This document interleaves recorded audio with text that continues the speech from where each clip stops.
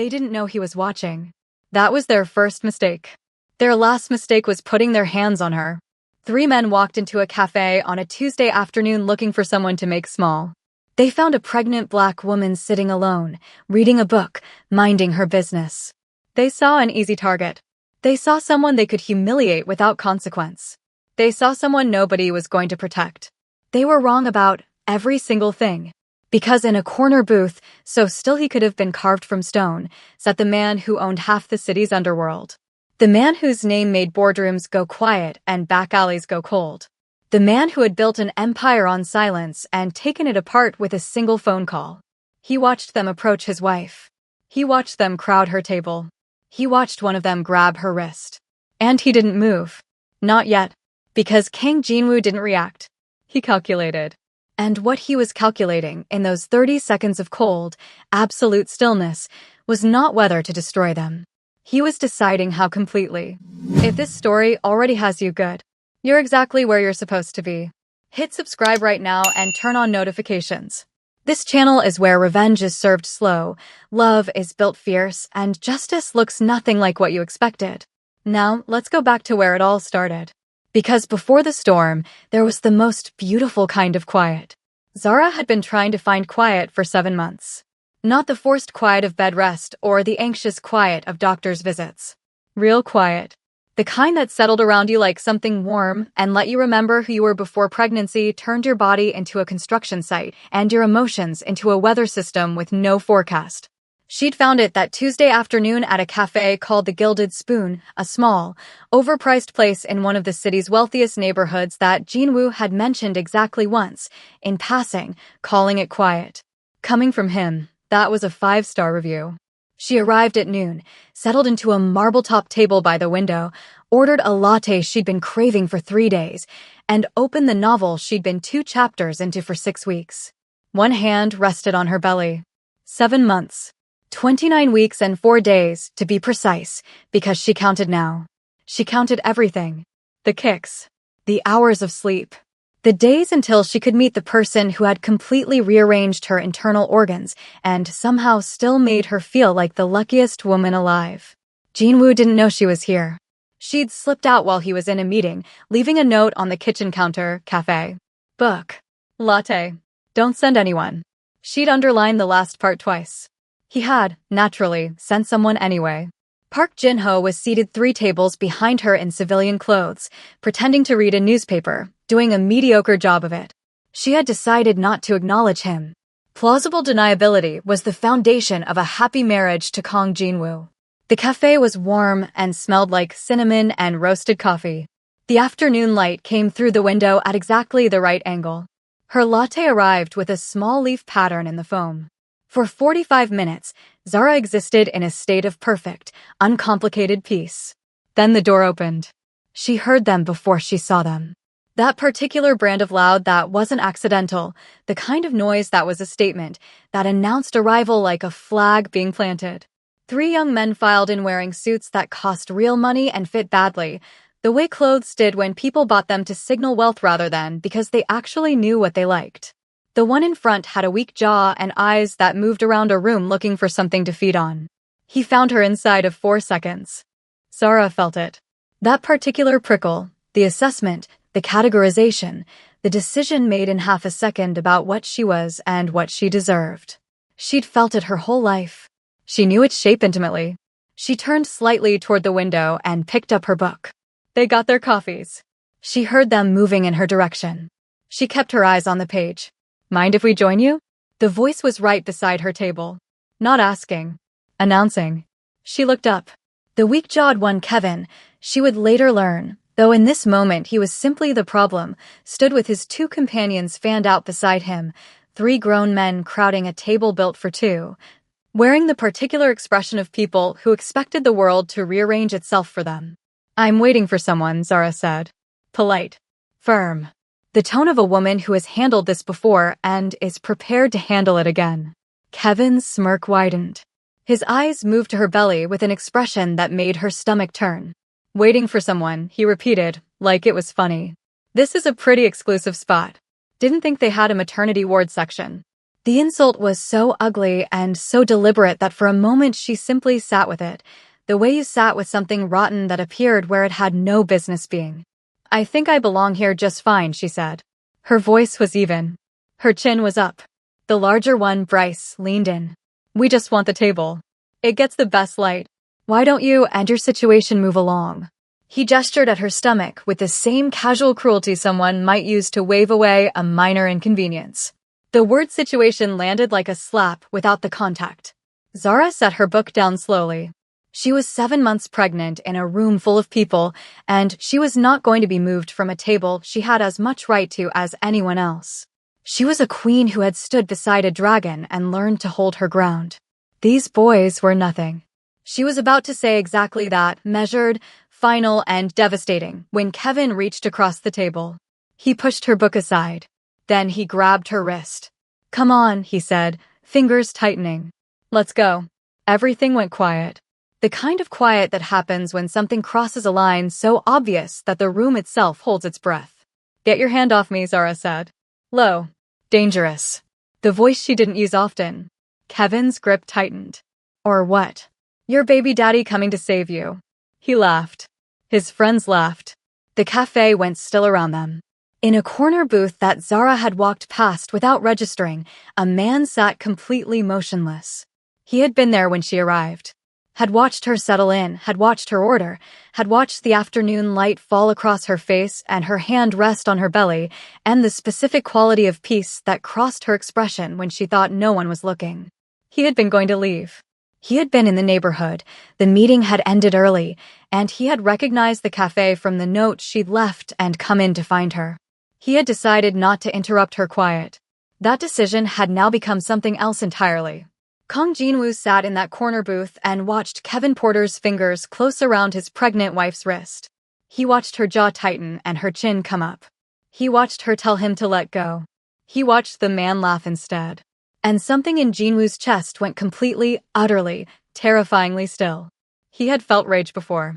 He had built an empire on controlled fury, on the ability to transform anger into strategy with such precision that his enemies never saw the knife coming until it was already in their side. He had destroyed companies, dismantled fortunes, and ended careers with the calm efficiency of a man who understood that the loudest power was always the quietest. But this was different. This was Zara. This was 29 weeks and 4 days of the person he loved more than his own continued existence. This was the woman who had walked into his world knowing exactly what it was and chosen to stay anyway. This was the woman who argued with him about playlists and remembered the names of every person on his staff and cried at documentaries about animals and made him feel, for the first time in his life, like the world was something worth being gentle with. Her wrist. His fingers were on her wrist. Jinwoo didn't stand. He didn't shout. He set down his coffee cup with absolute precision, the way he set down everything deliberately, without a wasted motion. He looked at the 3 men with the particular quality of attention that his organization's enemies had described, in various depositions and confessions, as the most frightening thing they had ever experienced. Not anger. Calculation. The look of a man deciding not if, but how. Kevin had pulled Zara half out of her chair when he raised his free hand. "You stupid." The cafe went silent. "I wouldn't do that." The voice came from the corner. Quiet. Almost gentle. The kind of voice that didn't need volume because it carried something else entirely, the absolute certainty of a man who had never once in his life issued an empty warning. Jinwoo was standing. Nobody had seen him rise. He was simply there, the way weather was simply there, present, inevitable, already in motion before you thought to look up. Kevin turned. He saw a Korean man in an impeccable dark suit. Not large. Not visibly armed. Just standing there with his hands loose at his sides and his face completely, disturbingly calm. "Who are you?" Kevin said. His voice had lost some of its confidence without him seeming to notice. Jinwoo didn't answer. His eyes had moved to Zara. A single look that contained everything. "Are you all right? I see you. I'm here. I'm sorry it took me 4 seconds." She gave the smallest nod she had. The tension in her shoulders shifted. Then he looked at Kevin. "You have made a mistake," Jinwoo said. Conversational. Pleasant, almost. "I want you to understand that clearly, before we continue. Not a misunderstanding. Not a moment you'll be able to explain away or buy your way out of. A mistake. The permanent kind. Bryce puffed up. Yeah? You and what army? The corner of Jinwoo's mouth moved. Not a smile. The shadow of one. The kind of expression that people who knew him well recognized as the last warning before there were no more warnings. You'll find out, he said softly. He crossed the cafe in 7 steps, unhurried, measured, and placed himself between Zara and the 3 men. He took her hand, his thumb moving once across the redness on her wrist where Kevin's grip had been. He felt her hand squeeze his. He helped her to her feet. He didn't look at Kevin again. He didn't need to. The decision was already made. They walked out of the Gilded Spoon into the afternoon light. Behind them, Kevin Porter said something loud about their backs.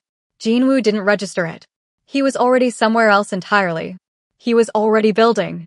In the back of the armored Maybach, with the city sliding past tinted windows and Jinho driving in careful, practiced silence, Jinwoo held Zara's hand and looked at the mark on her wrist. Tell me exactly what they said, he said quietly. Jinwoo. Not because I'm going to lose my mind. He looked at her. His face was still. His eyes were the eyes she knew, the ones that held everything and released only what he chose to release. Because I want the full picture. She told him. All of it. The table. The comments about the neighborhood. The word situation. The way they had looked at her stomach. His fingers on her wrist. The raised hand. Jinwoo listened without moving. When she finished, the car was quiet for a moment. Are you in pain? He asked. No. I'm angry. Good, he said. Stay angry. It's yours. He lifted her hand and pressed his mouth to the inside of her wrist, just above the redness, with a deliberateness that was entirely him, nothing accidental, nothing careless. A statement. I am going to handle this. Jinwoo. They put their hands on you, he said. Quiet. Final. That sentence doesn't have a just in it. He made one phone call. 1. Mr. Park. His voice was the voice he used for business, precise, stripped of everything personal. 3 men. The Gilded Spoon Cafe, 40 minutes ago. Kevin, Bryce, Chad, I'll have Jinho send you the images from the cafe's exterior cameras. I want their full picture. Assets. Family. Debts. Pressure points. Every door open to them. Every floor they're standing on. He paused. 1 hour. He hung up. Zara watched him from across the car. This was the part of loving Kang Jinwoo that she had made peace with a long time ago. The line between the man who kissed her wrist and the man who dismantled worlds was not a line at all. It was the same man. The same precise, deliberate, absolute attention turned in different directions. She had learned not to fear it. She had learned, if she was being honest with herself in the quiet moments, that she trusted it. She trusted him. How bad? She asked. He looked at her. As bad as they made it, he said simply. They went to Phoenix Tower. Not to their apartment on the 43rd floor where the nursery was half finished and the crib they'd spent 3 hours arguing about stood assembled in the corner. They went down to the level below the lobby, accessed by a keycard that less than 7 people in the city possessed. The war room. Black walls, obsidian table, a bank of screens that covered one entire wall. This was the room where the legitimate face of Jinwoo's empire ended and the real thing began. Zara had been in this room twice before. She sat in the chair he pulled out for her and watched him become, in the space of a single doorway, something slightly different from the man in the cafe. Not colder. More focused. A lens sharpened to a single point. Mr. Park arrived in 43 minutes. He was a compact man in his 50s with a forgettable face that concealed a mind like a surgical instrument. He laid out what he had found on the main screen with the calm efficiency of someone reading a weather report. Kevin Porter. 22 years old. No employment. Sole beneficiary of the Porter Family Trust, $90 million, administered by Porter Financial Holdings. Park advanced to the next slide. His father is Marcus Thorne. Jinwoo was very still. Marcus Thorne. Yes, sir. The real estate developer. Currently in final negotiations to secure the Yongsan waterfront development project. He has leveraged the majority of his personal assets to secure the bid. The temperature in the room seemed to drop 2 degrees. The other 2, Jinwoo said. Bryce Miller and Chad Jennings. Both enrolled at Northwood University on full athletic scholarships. The scholarships are their primary means of attendance. Neither family has independent means. Jinwoo stood from the table slowly. He walked to the screen and looked at Kevin Porter's face for a long moment. The smirking face from the cafe security footage caught mid-laugh, utterly unbothered. The trust, he said. How is it structured? Park explained. The board. The pressure points. The bank relationships. Jinwoo listened with his hands clasped behind his back and his eyes on the screen, and Zara watched him build something in real time, not a plan so much as an architecture. Precise. Interconnected. Every piece supporting every other piece. Freeze it, Jinwoo said. Tonight. By morning it goes into forced liquidation. He turned to Park. Silent. No fingerprints. Find the board members' pressure points and use them. I want Kevin Porter to walk into a store tomorrow and have his card declined. Yes, sir. The university. We have the dean of admissions. His son's gambling debt. Yes, sir. Send him the cafe footage and every piece of their social media history. Tell him the university's reputation depends on permanent expulsion and immediate scholarship revocation. And their online presence I want it erased. Not deactivated. Erased. I want them to open their phones and find nothing. Park was typing without looking up. And Thorne. Jinwoo returned to the table. He sat down, and for a moment he said nothing. Zara watched his face. She saw something move through it, not pleasure at what was coming exactly. Something more like the particular satisfaction of precision. Of a problem being solved correctly. Thorne's waterfront bid, Jinwoo said. You said he falsified reports. Extensively, sir. Wire transfers.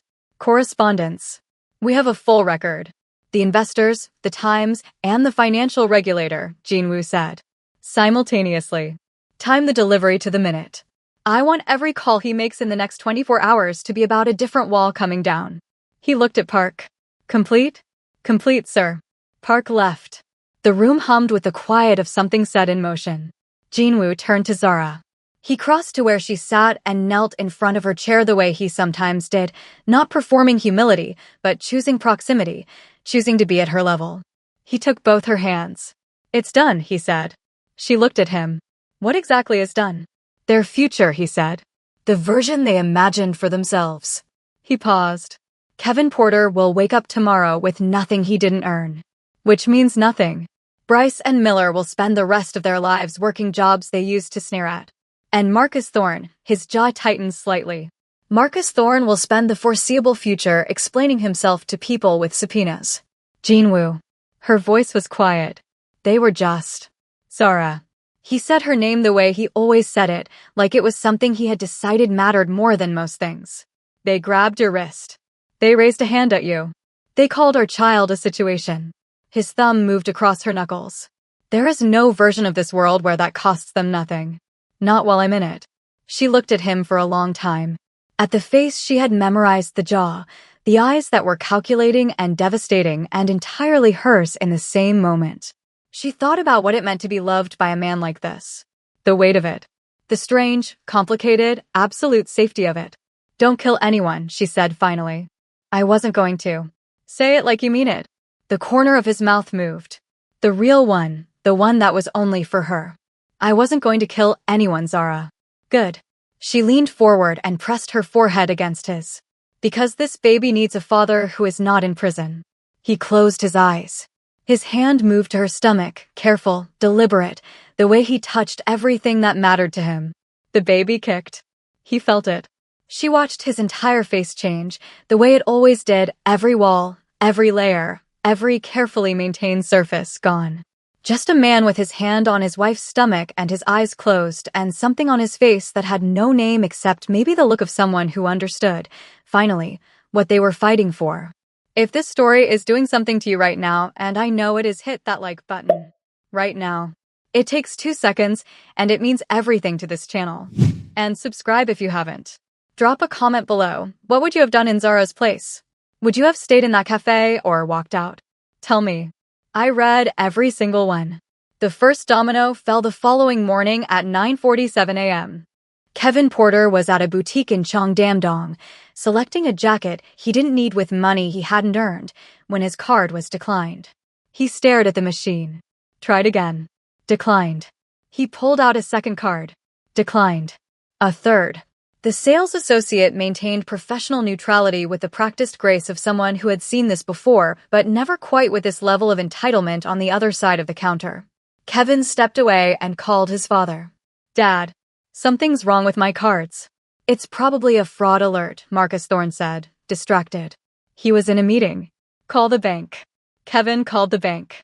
The automated system informed him that the Porter Family Trust had been frozen pending investigation. He was transferred to a representative who read from a script he clearly hadn't seen before. There was a review. An inquiry. Certain irregularities in the trust's investment structure. The timeline for resolution was unclear. Kevin Porter sat down on a bench outside the boutique and stared at his phone. For the first time in his 22 years of life, he had no idea what came next. In Northwood University's athletic facility, Bryce Miller was in the middle of a Wednesday morning practice when Coach Holloway blew the whistle and called him off the field. Chad was called next.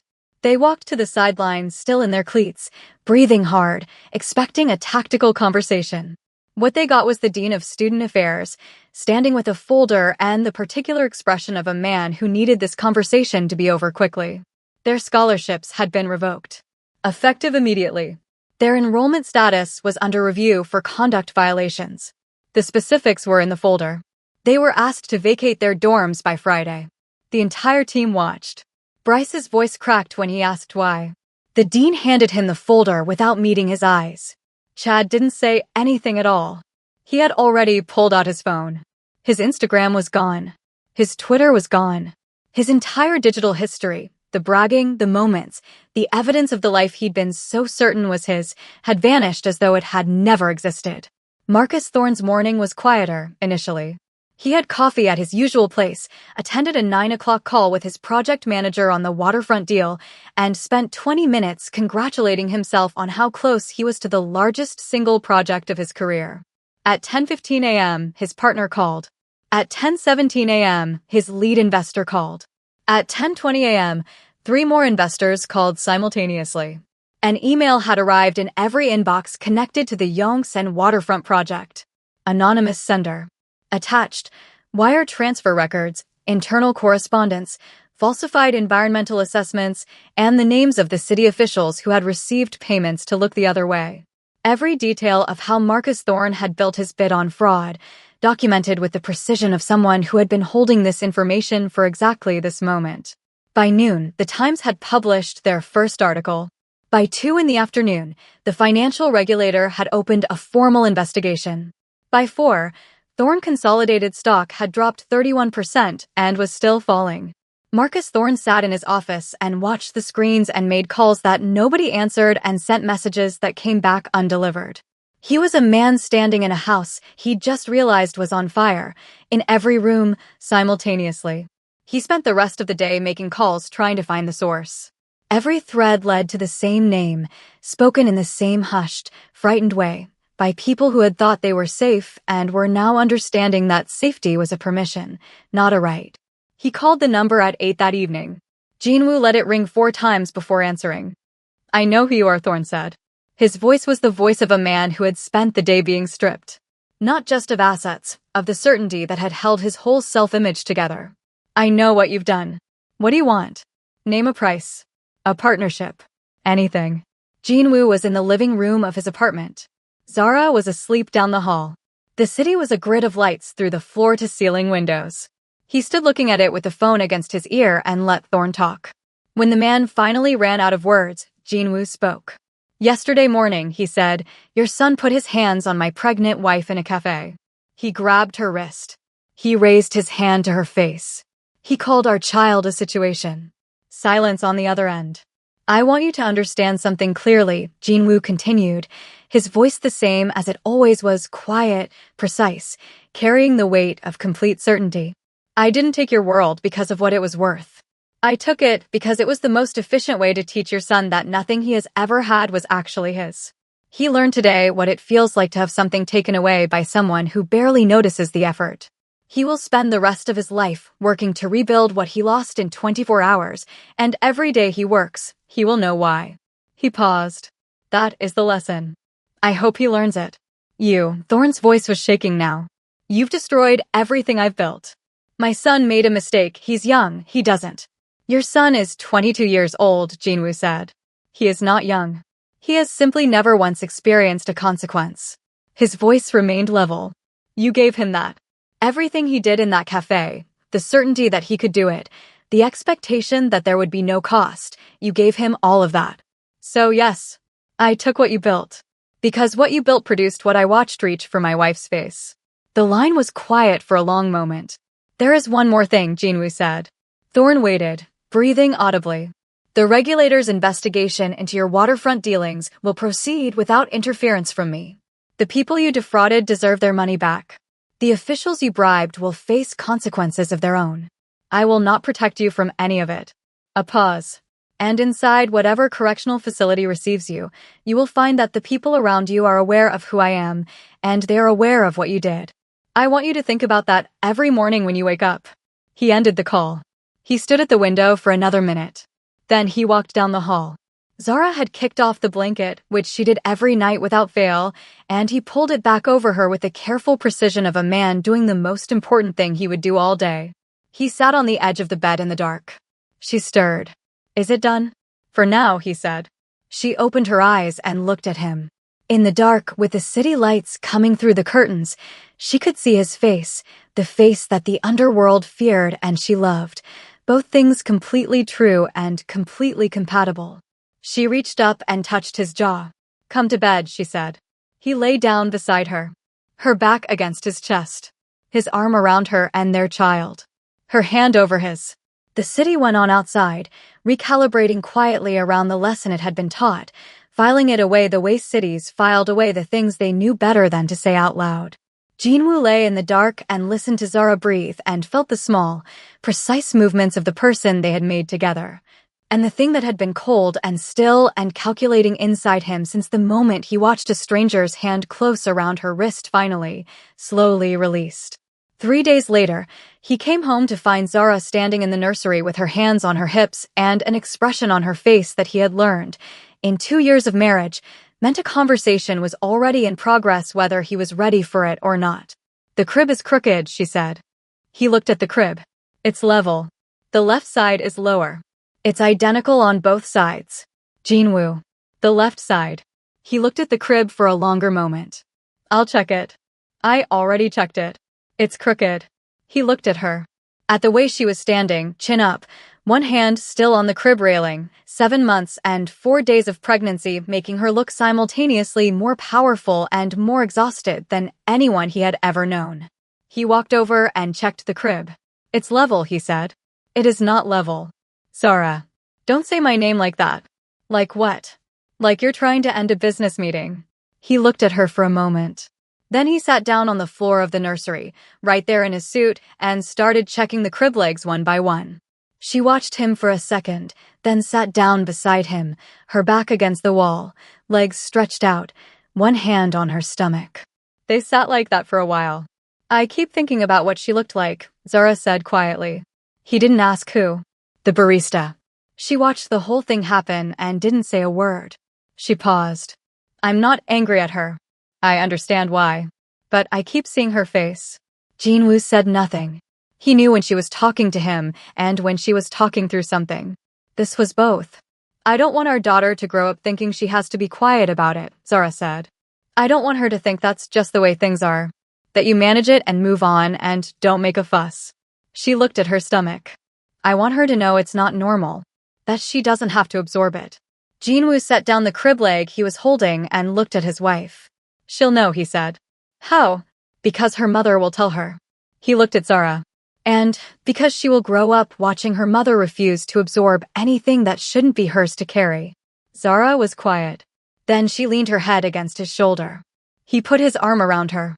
The nursery was half finished around them, the crib that may or may not have been level, the mobile still in its box, the soft rug from a shop in Insadong that Zara had insisted on, and he had carried 6 blocks in the rain without complaint. Jinwoo, she said. Yes. The left leg is definitely lower. He exhaled. I'll get the level. She smiled into his shoulder. He pressed his mouth to the top of her head. Outside, The city moved through its afternoon, entirely unaware that in a half-finished nursery in a tower on its northern edge, the most feared man in its underworld was sitting on the floor checking furniture leg by leg for his wife. Some things, he had learned, were worth more than the empire. Most things when Zara was in the room. 2 weeks later, everything changed. It started with a phone call Jinwoo wasn't supposed to receive, from a number he didn't recognize, routed through 3 relays that suggested someone who knew how to move without being tracked. He answered it at 6 a.m., standing in the kitchen before Zara was awake, coffee in hand, watching the first light come through the windows. The voice on the other end was male. Korean. Careful in the way of someone who had rehearsed what they were going to say and was still afraid of saying it. Mr. Kong. I'm going to tell you something because I have a daughter too. And because what I know is going to happen is something I can't have on my conscience. Jinwoo set down his coffee cup. Talk, he said.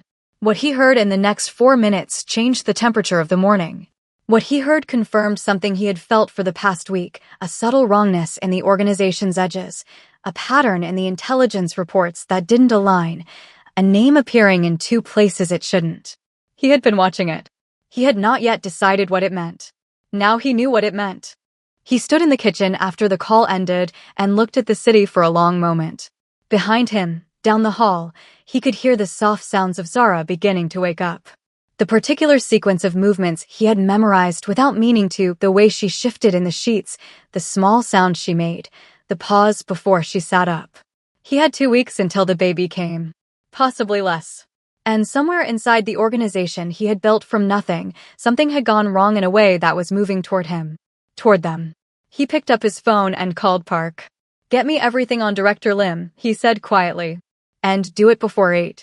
Before anyone knows you're looking. Sir, Park said. And then, after a pause, is it serious? Jinwoo looked at the hallway. At the closed door at the end of it. At the world behind that door that was 29 weeks and 4 days old and entirely unaware of what was happening in a kitchen 50 feet away. Yes, he said. Get me everything. He heard Zara's feet hit the floor. He heard her say his name, still half asleep, the way she said it in the mornings, without armor, without anything in it except him. He hung up and turned toward the hallway. He would protect this. Whatever it took. Whatever came next. He always did. Part 2 is coming. And what's waiting on the other side of that phone call is going to change everything you think you know about Kong Jinwoo. Subscribe right now. Hit the bell. Drop a comment. Who do you think Director Lim is, and how deep does this go? Because I promise you, you are not ready for what's coming.